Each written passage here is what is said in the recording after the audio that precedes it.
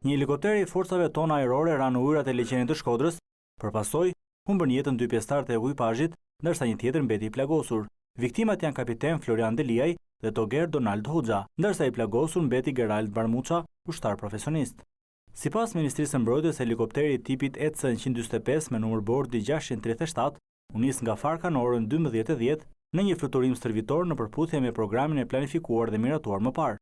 Në orën 13:45 minuta ka qenë kontakti i fundit që helikopteri ka patur me qendrën e kontrollit dhe raportimit në Rinas.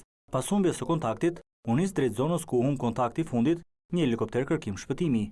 I plagosur është shpëtuar nga banorët e zonës, cilët e kanë çuar më pas në spital, nga ku është dhe jashtë rrezikut për jetën. S'kam mujt me nxjerr, me shku mua ne, jem kthy, edhe Xhili ka një gjuhë shumë me ndeme. Shoku. Po, me fjalë që këma shoku, ai ka marrë sulën me motorë kanë tu deri te unë.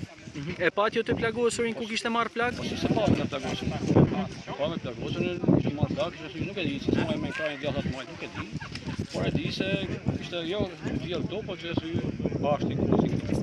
Trupat e pajet të Florian Deliaj dhe Donald Hoxhës janë nxjerrë nga uji pas 2 orë kërkimesh. Të dy pilotët janë me një përvojë të lavdërueshme, të kënaqshme, të trajnuar gjërësisht brenda dhe jashtë vendit. Përcjellim ngushëllimet tona më të ndjera për familjet e të rënëve në krye të detyrës, ndërkohë që i urojmë shërim të shpejtë të plagosurit.